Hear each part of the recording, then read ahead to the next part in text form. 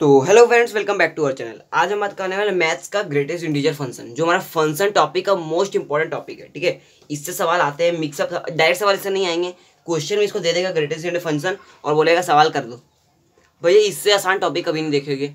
अगर आप इसको नहीं पढ़े हो, मैं प्रीवियस लेक्चर में पढ़ाया हूँ आपको, लॉगरिथम में लगता है पढ़ाया हूँ ग्रेटेस्ट इंटीजर फंक्शन के बारे में। ठीक है, हल्का फुल्का इसके बारे में झलक दिखा दिया हूँ, या बेसिक मैथमेटिक्स वाले लेक्चर में। ठीक है, फिर जाकर मेरे उसको लेक्चर देखो, उसमें मैं प्योर तरह पढ़ाया हूँ। ओके, सिर्फ मैं ग्राफ नहीं बताया था, इसमें मैं ग्राफ बताने वाला हूँ। डोमेन और रेंज क्या क्या होते हैं उसके बारे में डिस्कस कराऊंगा। ठीक है, तो बहुत आसान टॉपिक है, कोई दिक्कत नहीं आएगी अगर मेरे प्रीवियस लेक्चर्स आप देखे हुए तो। ठीक है, तो मैं बता दूं कि GIF इसको बोलते हैं, प्यार से क्या बोलते हैं, GIF, ग्रेटेस्ट इंटीजर फंक्शन।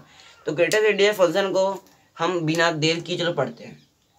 तो जैसे आपको पता है, इसको हम रिप्रेजेंट कैसे करते हैं, रिप्रेजेंटेड बाय, हाँ, ग्रेटेस्ट इंटीजर फंक्शन को रिप्रेजेंट करते हैं जैसे f(x) equal to mod x, मतलब ये इसके ब्रैकेट x है। ठीक है, इसको बोलते हैं ग्रेटेस्ट इंटीजर फंक्शन। ये साइन क्या है, ग्रेटेस्ट इंटीजर फंक्शन का साइन है। ठीक है, और एक लाइन लिख लो कि जो हमारा ग्रेटेस्ट इंटीजर फंक्शन होता है और टेक्स इट्स वैल्यू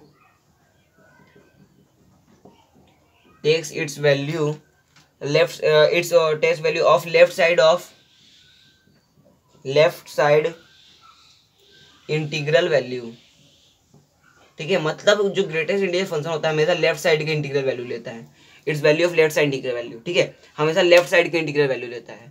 अगर आपको याद करना तो ये साइन याद रखना, लेफ्ट साइड वाला ये एरो। ठीक है, हमेशा ये लेफ्ट साइड का एरो या वैल्यू लेता है। एग्जाम्पल अगर हम बात करें ग्रेटेस्ट इंटीजर फंक्शन के बारे में, देखो बहुत सारे एग्जाम्पल हम लेते हैं। 3.89 का, ठीक है, 4.2 का, 4 का ले लो। इसमें पढ़ा चुका पहले भी, लेकिन मुझे पढ़ाने में शर्म लग रहा है। क्यों? क्योंकि भैया मुझे बार बार पढ़ाने में अच्छा लगता है, लेकिन तब पर भी मुझे समझाना पड़ेगा, क्योंकि आप तो प्रीवियस लेक्चर देखोगे नहीं मेरे, नहीं समझाऊंगा तो। ठीक है, -1/3। चलो बताओ इसमें से किसका ग्रेटेस्ट इंटीजर फंक्शन क्या होगा। 3.89 को नंबर लाइन में ड्रॉ करो, उसके लेफ्ट में क्या आता है, 3.89 के लेफ्ट में भैया 3 आता है। 4.2 के लेफ्ट में 4 आता है। 4 के लेफ्ट में भैया 4 के लेफ्ट में देखो, ये रूल का वैलिड है, इफ डेसिमल इज देयर। ठीक है, इफ डेसिमल इज देयर, तो जब डेसिमल हो किसी नंबर में, इसमें डेसिमल है ही नहीं, अगर डेसिमल नहीं है तो उसका ग्रेटेस्ट इंटीजर फंक्शन वही होगा ना भाई, क्योंकि लेफ्ट राइट तो सब वही है। ठीक है, और -4.2 अगर जब माइनस साइन आ जाए ना, तो ये अब ध्यान देना, जब भी माइनस साइन आ जाए तो देखो -4.2 के लेफ्ट में क्या होता है, माइनस साइन क्या होता है, बढ़ते जाता है, इधर जाता है तो बढ़ता है ना, लेकिन पॉजिटिव साइन घटता है, तो ये क्या आ जाएगा, -5 आएगा ना। इसका क्या आएगा, -26 आ जाएगा। इसके बगल में तो -26 ही होगा। -25.17 के बगल में पता -26 ना होगा, और -1/3 के बगल में -1/3 लगभग 0 पॉइंट कुछ होता है, तो ये -1 के बराबर होगा ना।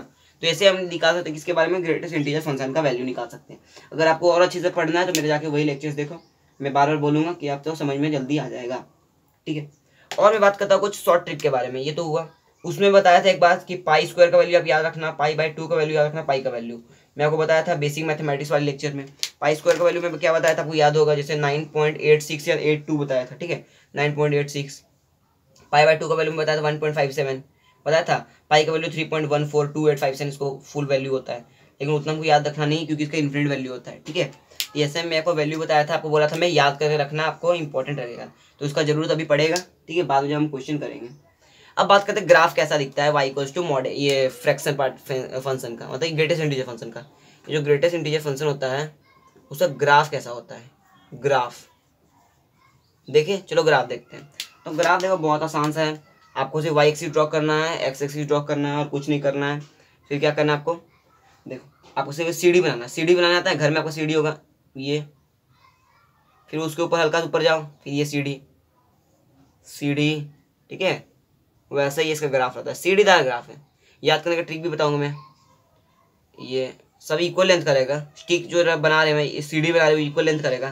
भैया कभी आपका घर में अनइक्वल लेंथ का सीढ़ी बनता है, ये एक ही लेंथ का रहता है बस। ये कैसा ग्राफ है, क्या सीढ़ीदार। इसको डिवाइड कर दो ऐसे थोड़ा डॉटेड लाइन से। ठीक है, ऐसे डॉटेड लाइन से डिवाइड कर सकते हो, बात समझ में आ रही है।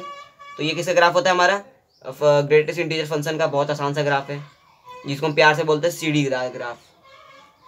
तो कौन सा ग्राफ है, सीढ़ी ग्राफ है। ठीक है, याद रखने का ट्रिक है। तो याद रखना हमेशा सीढ़ीदार ग्राफ किसका होता है, तो ग्रेटेस्ट इंटीजर फंक्शन का होता है। कोई टीचर आपसे पूछ ले तो बात समझ में आ रही है? ये काम भी आएगा हमारा। तो इसमें से बताओ डोमेन क्या होता है, डोमेन कैसे हम निकालेंगे। हाँ डोमेन क्या है भैया, ये देखो आपको लग ही रहा है इन्फिनिटी में जा रहा है ग्राफ, जा रहा है ना, माइनस से भी प्लस तक, तो ये इसका डोमेन क्या आएगा बता।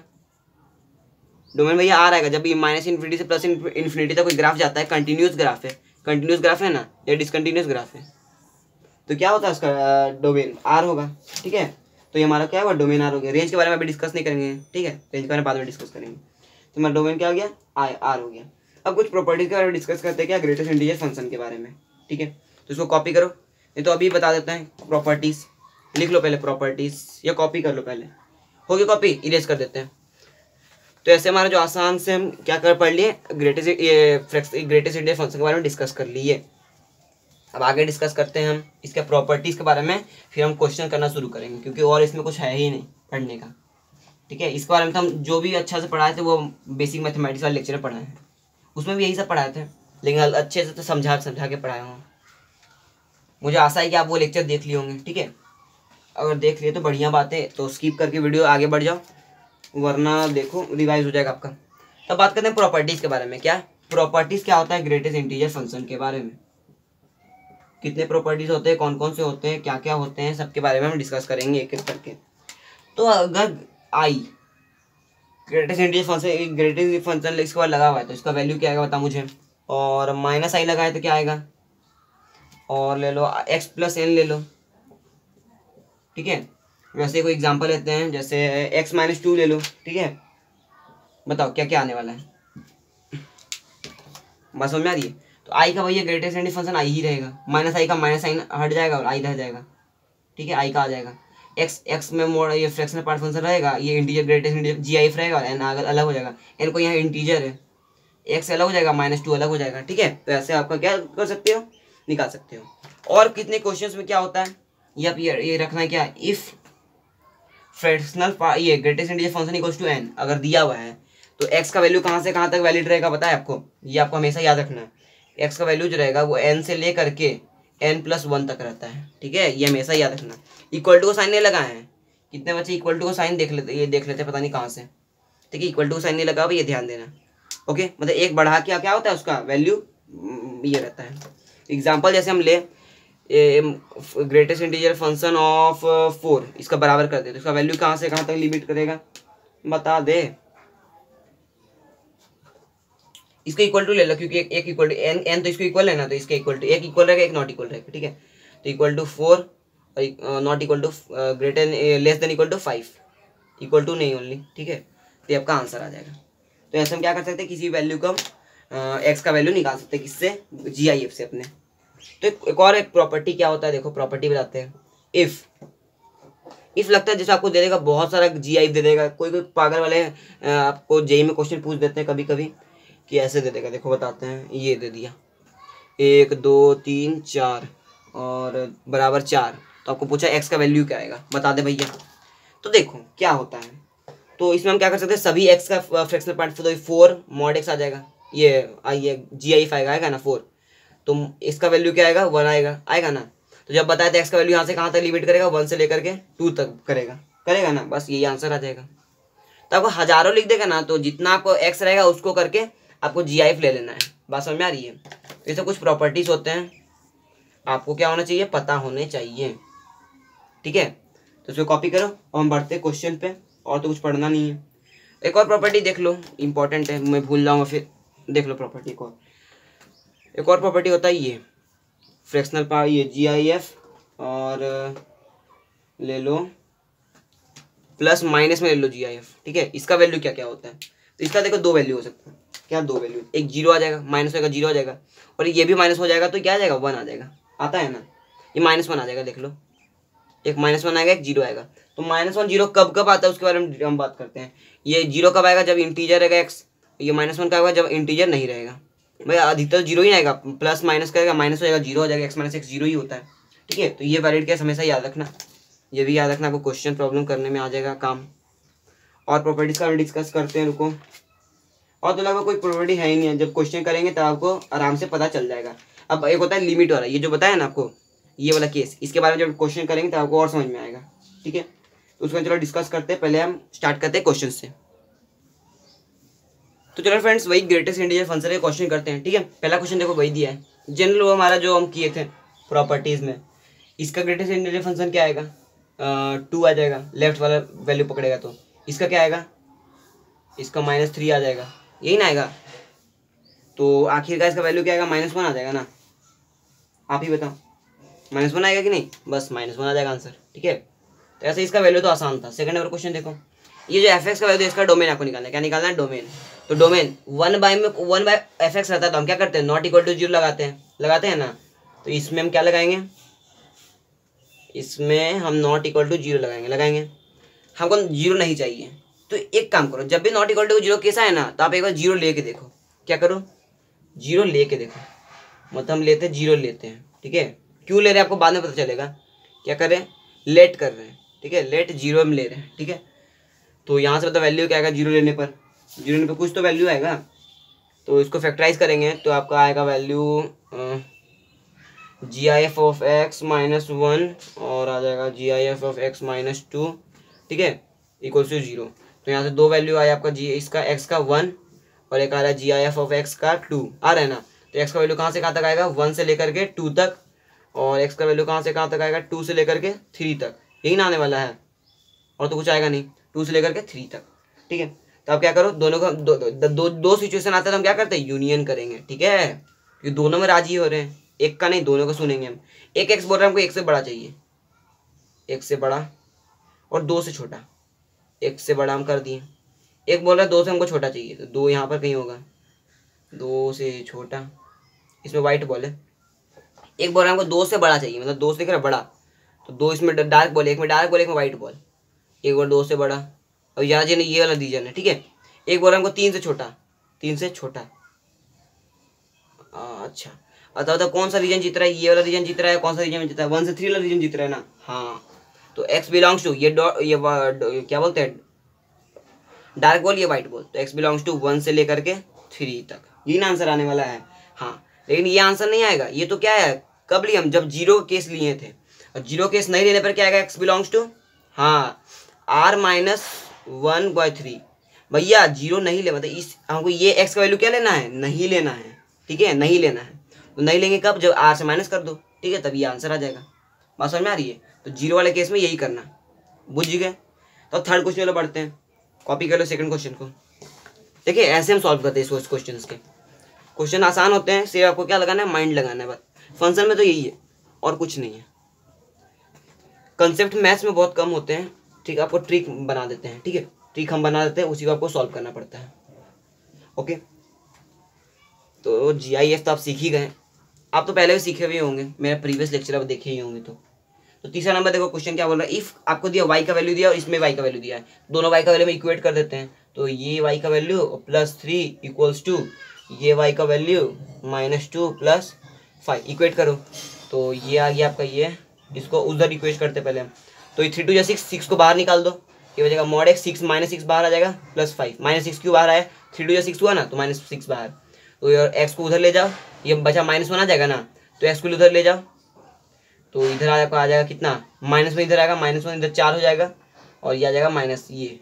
तो हमारे यहाँ से ही आया, फ्रैक्शनल पार्ट है ये। ग्रेटेस्ट इंटीजर फंक्शन x का वैल्यू 4 आ गया। हमसे वैल्यू किसका पूछ रहा है, GIF(x + y), x + y का GIF का हमको वैल्यू पूछ रहा है, तो निकाल दो। GIF(x + y), GIF(x) कितना आया है, 4 आया, GIF(y) कितना आएगा, आना चाहिए। तो GIF(x + y), तो y का वैल्यू हमारा कितना आ गया बता, y का वैल्यू जब तक नहीं आएगा तब तक आपको थोड़ी आंसर आने वाला है। फिर हम y का वैल्यू निकालते हैं। ठीक है, फिर हमको क्या निकालना है, y का वैल्यू। तो y का वैल्यू निकालो भैया, y का वैल्यू हमको चाहिए। सबसे पहले हम y का वैल्यू निकालते हैं। y का वैल्यू, किसी वैल्यू को पकड़ो, इसको पकड़ते हैं 2, इसका GIF + 3, इसका वैल्यू हमारा आ गया 4 आया ना, 4 दूनी 8 + 3 कितना है, 11 आ जाएगा। इसका वैल्यू कितना है, 11। अब हमको निकालना है, ये निकालना है, एक का वैल्यू आया 4, एक का वैल्यू है 11, तो ओवरऑल कितना आंसर आएगा, 15। ठीक है, ये आपका आंसर आ जाएगा। ठीक है, कितना आसान सा क्वेश्चन था, कोई दिक्कत आई नहीं ना आया, तो ये ऐसे हम सॉल्व कर सकते हैं। चौथा नंबर क्वेश्चन में बढ़ते हैं। फोर्थ नंबर क्वेश्चन क्या बोल रहा है, ये वाला f(x) का वैल्यू दिया आपको, f(a/b) निकालना था। x की जगह का निकल लगाते हैं हम, a/b निकाल दो, x की जगह a/b यूज करो, तो a/b + 1, इसका वैल्यू ओवरऑल कितना आ जाएगा बताओ। बताओ भैया ए बाई बी का वैल्यू कितना आएगा। हाँ ए बाई ए प्लस बी आ जाएगा, ठीक है, ए बाई ए प्लस बी, ठीक है, इतना आंसर आ जाएगा। और देखो ये सब क्वेश्चन बहुत इंपॉर्टेंट होते हैं, पहले इसको कॉपी करो, उसका ये बताते हैं। ये सब क्वेश्चन जो होते हैं ना इनइक्वालिटी वाले, इसको बताते हैं पहले। तो ये तो आप कॉपी कर ही लिए होंगे, ठीक है। तो ये क्वेश्चन इंपॉर्टेंट होता है, उसके बारे में हम डिस्कस कर ही लेते हैं आज। जीआईएफ के इसी में बच्चे ये कहते हैं, मैं ट्रिक बताऊंगा, उससे आपको कभी दिक्कत ही नहीं लगेगा, ठीक है। ट्रिक क्या बताते हैं, चलो क्वेश्चन करते करते सीख जाएंगे आप।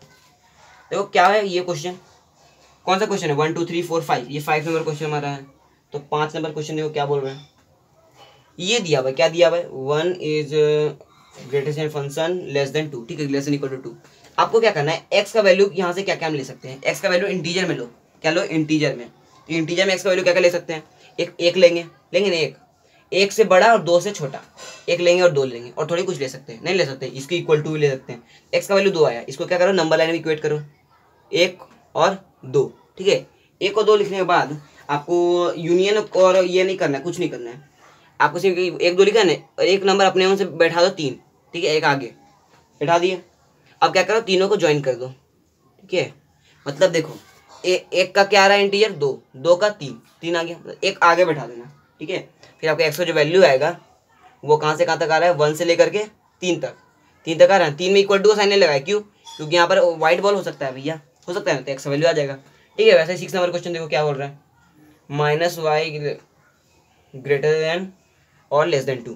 तो इसमें देखो एक्स का वैल्यू कहाँ से कहाँ तक आता है, -1 एक यूज़ करेंगे, उसके क्या आएगा, 0 आएगा, फिर 1 आएगा, फिर जो 2 है 2 आ जाएगा, आ गया।